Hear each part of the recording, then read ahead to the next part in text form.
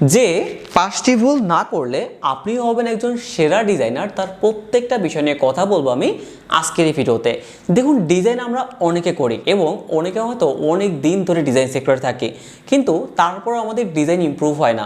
অনেকে তো আমাদের এমনও হয় যে শুধুমাত্র আমরা কিছু টুল শিখে ফেলি, কিন্তু আমরা ডিজাইন নতুনভাবে করতে পারি না, বা নতুন একটা ডিজাইন করতে গেলে আমাদের অনেক প্রবলেম ফেস করতে হয়।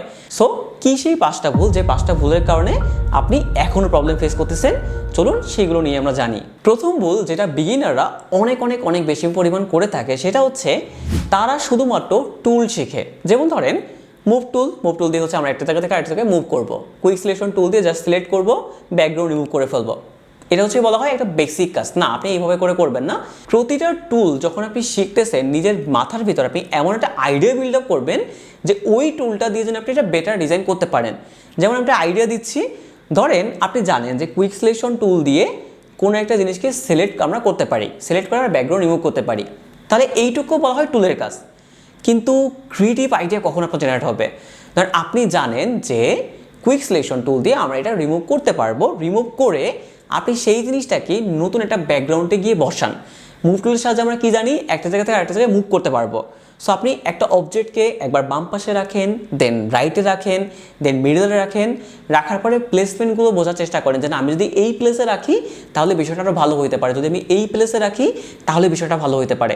তাহলে আপনি কী করলেন, যে ওই সেম টুলটি দিয়ে যখন আপনি ব্যাকগ্রাউন্ড রিমুভ করতেছেন সেটা একভাবে শেখা হচ্ছে, আবার আপনি ব্যাকগ্রাউন্ড রিমুভটা করে নতুন একটা ব্যাকগ্রাউন্ড এনে সেই জায়গাতে আপনি বসাচ্ছেন, দেন আপনি প্লেসমেন্টগুলো দেখতেছেন, শিখতেছেন, আবার দেখতেছেন। এইটাকেই বলা হচ্ছে ক্রিয়েটিভ মাইন্ডসেট বিল্ড করা। তার মানে আজকের পর থেকে শুধুমাত্র আমরা টুল শিখবো না, বরং যে টুলটি আমরা শিখবো সেই টুলটা দিয়ে যেন চমৎকারভাবে কোনোটা কিছু করে ফেলা যায়, সেইটা আপনি অলওয়েজ ভাববেন।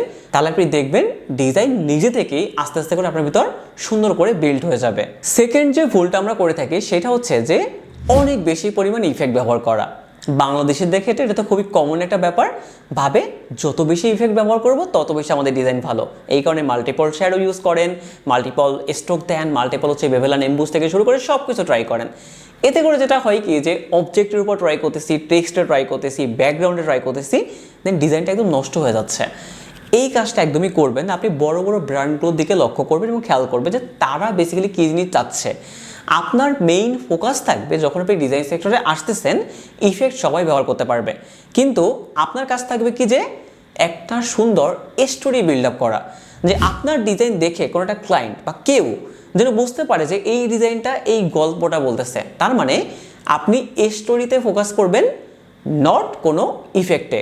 যখন আপনি এই যে স্টোরিতে ফোকাস করবেন তখন কি হবে, আস্তে আস্তে আপনার ভিতর ক্রিয়েটিভ মাইন্ডসেট আরও বেশি বেশি করে বিল্ড আপ হবে এবং আপনি কিন্তু নিজে সুপার কনসেপ্ট জেনারেট করতে পারবেন এবং অনেক ভালো একজন ডিজাইনারদের কাতারে কিন্তু চলে আসতে পারবেন। 3 নম্বর ভুল যেটা বিগিনার অনেকেই করে সেটা হচ্ছে যে অন্যের ডিজাইন দেখে ডিরেক্টলি তারা কপি করে ফেলে এবং কপি করতেই থাকে, দেন ওখান থেকে আর বের হইতে পারে না। এতে করে যেটা হয় কি, সে 2 থেকে 3 বছর যাবো ডিজাইন সেক্টরে কাজ করে ঠিকই, বাট তারপরও তার ওই কপির ওই জায়গা থেকে সে কখনোই নিজেকে বের করতে পারে না, বিকজ সে একজনের উপর বা বিভিন্ন জনের উপর ডিপেন্ডেন্ট হয়ে পড়ে।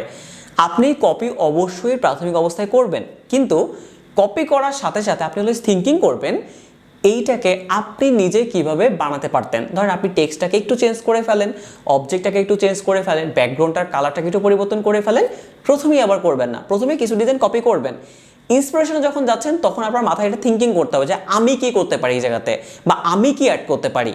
যখন এই যে আমার কথাটা আসবে, মানে আমি কি করতে পারি, তখনই আপনার ভিতর ক্রিয়েটিভ জিনিসপত্র বিল্ড আপ হবে এবং তখন কিন্তু আপনি আস্তে আস্তে নিজেকে ডেভেলপ করে ফেলতে পারবেন। 4 নম্বর ভুল যেটা 95% বিগিনাররা করে থাকে সেটা হচ্ছে যে ফিডব্যাক নেয় না।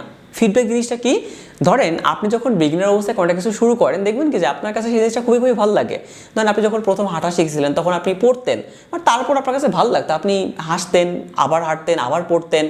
তেমনিভাবে যখন আপনি প্রথম ডিজাইন শুরু করতেছেন তখন আপনার কাছে সব কিছু ভালো লাগবে, বাট ওইখান থেকে আপনি দেখতেছেন কি যে 1 বছর চলে যাচ্ছে, 6 মাস 7 মাস চলে যাচ্ছে, আপনার ডিজাইন ভালো লাগতেছে, বাট আপনি কোনো ধরনের কোনো ক্লায়েন্ট পাচ্ছেন না, কাজ পাচ্ছেন না। কেন পাচ্ছেন না এটা আপনি নিজেও জানেন না। আপনি খুব শুধু জানতেছেন যে আমি তো ডিজাইন করতেছি, আমার তো কাজ পাওয়ার কথা। তখন আপনি বলেন কি যে ভাই ডিজাইন সেক্টর ভালো না, বা ডিজাইন সেক্টরে কাজ নাই। কিন্তু আসল প্রবলেম হয় কি যে আপনার ডিজাইনই তো ভালো নাই। যদি ডিজাইন ভালো না থাকে তাহলে আপনি কীভাবে কাজ পাবেন? এই কারণে চেষ্টা করবেন যে যারা আপনার থেকে সিনিয়র ডিজাইনার আছেন বা যারা হয়তো বা ইন্ডাস্ট্রিতে ভালো ভালো কাজ করতেছে তাদের থেকে ফিডব্যাক নেয়। আপনি বিভিন্ন গ্রুপগুলোতে শেয়ার করেও কিন্তু ফিডব্যাক কালেক্ট করতে পারে যে আপনার ডিজাইনে কী প্রবলেম আছে বা কী কী জিনিস ইস্যু আছে।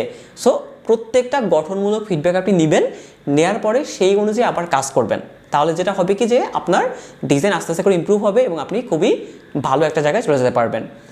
5 এবং সব থেকে বেশি গুরুত্বপূর্ণ এবং এই মিস্টেকটা সবাই করে থাকে, যেটা হচ্ছে কি ধৈর্য হারিয়ে ফেলা বা ধৈর্যটাকে ধারণ করে না রাখতে পারা। ধরেন ডিজাইন সেক্টরে যখনই আপনি আসবেন বা যে কোনো একটা ক্রিয়েটিভ সেক্টর বলেন বা যে কোনো সেক্টরে আপনি বলেন না কেন, প্রত্যেকটা জায়গায় আপনার ধৈর্য রাখতে হবে। এবং যখন আপনি আসবেন এবং যেদিন থেকে আপনি আসবেন অলওয়েজ মাথায় রাখবেন এই সেক্টরটা শেষ না দেখা পর্যন্ত আপনি আপনার জীবনের সব কিছু দিয়ে দিবেন, তারপরে যদি কোনো কিছু না হয় দেন আপনি ছাড়বেন, বাট তার আগে কখনোই আপনি ছাড়বেন না। তার মানে ধৈর্য হারানোর কোনো দরকার নেই, শুধুমাত্র আপনি কাজ করবেন, প্র্যাকটিস করবেন, লেগে থাকবেন, বিভিন্ন জায়গায় শেয়ার করবেন, মার্কেটিং করবেন। দেখবেন যদি আপনার কাজ ঠিক থাকে, যদি আপনার স্ট্রাগল সব ঠিক থাকে, যদি আপনি প্রপারভাবে সব কিছু করে থাকেন, তাহলে ডিজাইন সেক্টরে বেটার একটা কেরিয়ার আপনি অবশ্যই করতে পারবেন। কেন আমি এটা জোর দিয়ে বলতেছি, এই ধরেন আমাদের সাথে যারা পেইড কোর্সগুলোতে জয়েন করে তারা মানে অনেকে আমি শুনি যে 2 বছর যাবত কিছু করতে পারতেছে না, বাট তারা 4 মাসের ভিতরে একটা জব ম্যানেজ করে ফেলতেছে, full time job, part time job, contractual job. কেউ বাইরে কাজ করতেছে, কেউ লোকাল ক্লায়েন্টে কাজ করতেছে, কেউ এজেন্সিতে কাজ করতেছে। তারা কীভাবে পারে? বিকজ তারা এই প্রসেসগুলো ফলো করতে পারে এবং তারা সুপার মার্কেটিং করতে পারে, ধৈর্য রাখতে পারে। এই কারণে তাদের কোনো প্রবলেম কিন্তু একদমই ফেস করতে হয় না। সো এই 5টা মিস্টেক আপনি এড়িয়ে চলুন, তাহলে আপনি দেখবেন আপনি কিন্তু ডিজাইন সেক্টরে নিজের একটা বেটার কেরিয়ার করতে পারবেন এবং আপনি অবশ্যই অনেক ভালো করতে পারবেন।